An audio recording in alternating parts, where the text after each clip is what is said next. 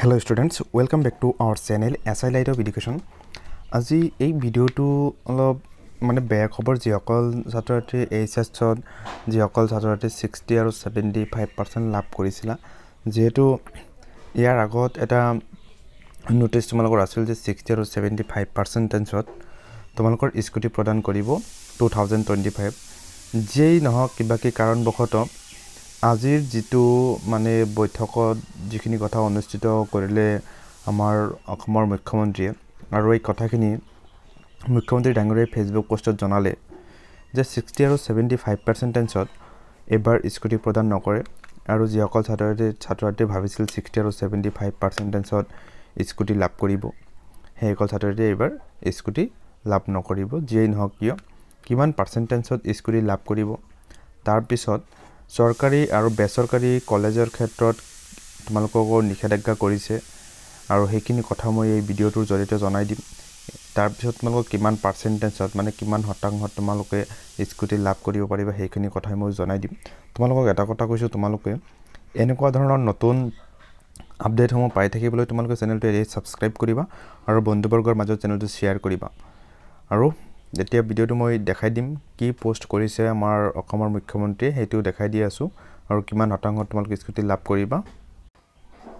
আৰু এইটোই হল যেটো Facebook post যেটো কৰিছিল আমাৰ অসমৰ মুখ্যমন্ত্ৰী শ্যামো আসাম ইয়াতে তোমালোকে চাবা তোমালোকে ভিডিওটো স্কিপ নকৰিবা যেহেতু এটা বহুত কেটা কথা ইয়াতে উল্লেখ আছে নিযুত মানে আঁচনিৰ কথা উল্লেখ আছে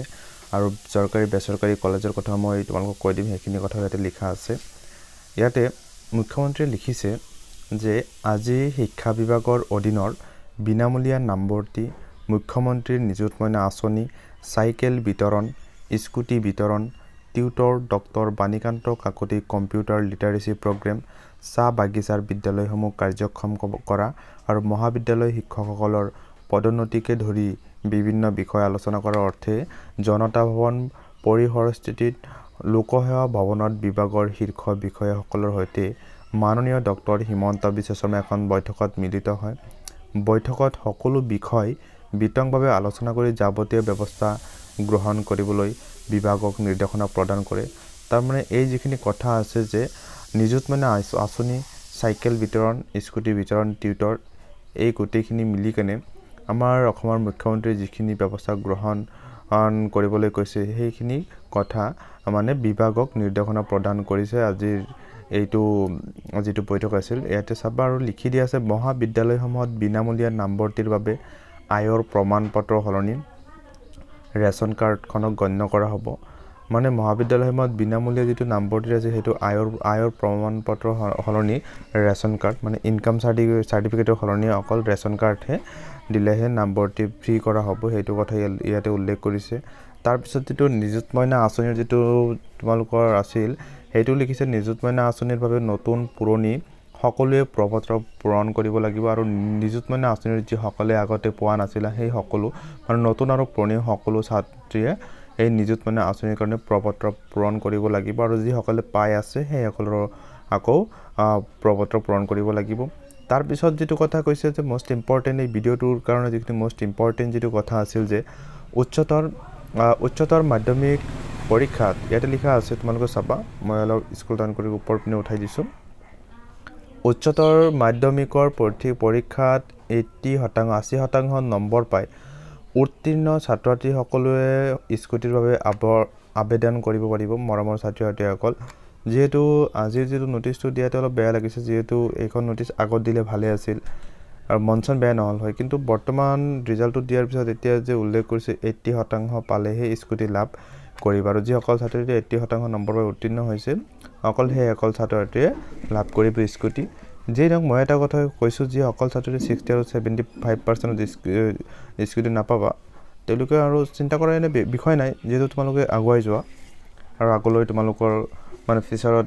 আৰু বহুত কিবা কি আহিব হেতুলৈ এতিয়া ব্যস্ত থাকিব লাগিব লগতে ইয়াত আৰু 60 আৰু 75% এই 2025 পৰা উঠি গল যেটো বাজেট মানে যোৱাকালি যেটো বৈঠক হৈছিল এই বৈঠকত ডাইৰেক্ট আনুষ্ঠানিকভাৱে এটো আলোচনা কৰিছিল লগতে টিউটৰৰ পৰা শিক্ষকলৈ নিৰ্বাচিত কৰাৰ ক্ষেত্ৰত সকলো পৰ্যায়তে অধিক পৰীক্ষা নিৰীক্ষা তথা সতৰ্কতা অৱলম্বন কৰিব লাগিব তাৰমানে এটোও কৈছে যে সকল ছাত্ৰছাত্ৰী 60 আৰু 75% যাতে এই প্ৰপত্ৰ মানে এপ্লিকেশ্যন যাতে নকৰে সেইটো কি কৰিছে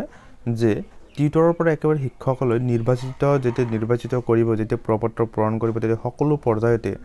যিমান পাৰে পৰীক্ষা নিৰীক্ষা সতৰ্কতা অৱলম্বন কৰিবলৈ কৈছে আৰু লগতে ইয়াত আৰু কিছুমান কথা দিছে যে মহাবিদ্যালয়ৰ শিক্ষকসকলৰ পদোন্নতিৰ ক্ষেত্ৰত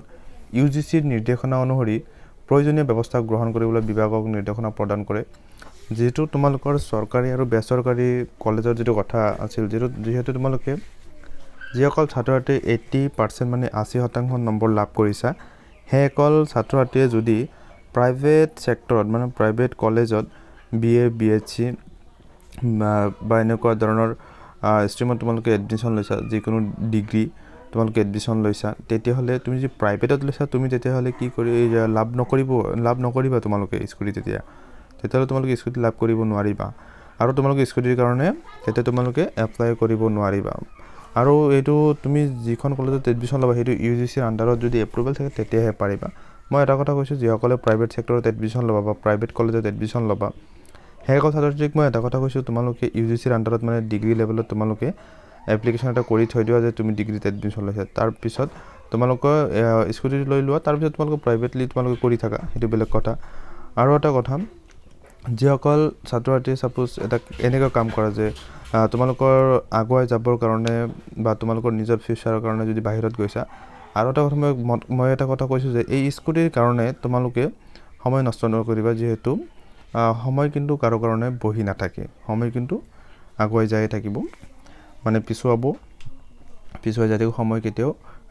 ৰাহি নহয় মই এটা কথা কৈছো তুমি যদি ভাল শিক্ষা বা তুমি তোমাৰ ফিউচাৰলৈ বহুত চিন্তা কৰি আছা তেতিয়ালে স্কুটিৰ কাৰণে তোমালোকে চিন্তা নকৰিবা কাৰণ স্কুটিৰ কাৰণে চিন্তা কৰিলে তোমালোকৰ এটা বছৰ তোমালোকৰ লছ হ'ব আৰু মই যেটো এটা মানে এটা এক্সাম্পল এটা দিছিলো তোমালোকে যদি স্কুটি লাভ কৰাৰ ইচ্ছা আছে তেতিয়ালে তোমালোকে ইউজিচিৰ আন্ডাৰত মানে প্ৰায় গপ্টত এডমিশন লবলৈ গৈছিলো কিন্তু যিসকল ছাত্ৰতে ভাল শিক্ষা লাভ কৰিবলৈ বাহিৰত পঢ়িবলৈ যায় সেই সকল ছাত্ৰছাত্ৰীক মই কৈছো যে তোমালোকে স্কুটিৰ মাথা নামাৰিবা লগতে ইয়াতে মানে শিক্ষকসকলৰ পদোন্নতিৰ ক্ষেত্ৰত ইউজিচিৰ নিৰ্দেশনা অনুসৰি প্ৰয়োজনীয় ব্যৱস্থা গ্ৰহণ কৰিবলৈ বিভাগৰ নিৰ্দেশনা প্ৰদান কৰিছে তাৰ পিছত ইয়াতে লিখিছে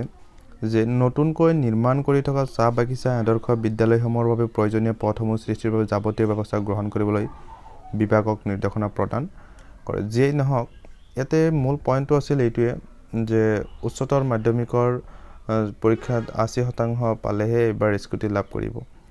যে নহক গোটেইখিনি কথা মই বুজাই দিছো আৰু ইয়াৰ পিছত মই তোমালোকক যি অকল ছাত্ৰছাত্ৰী 80%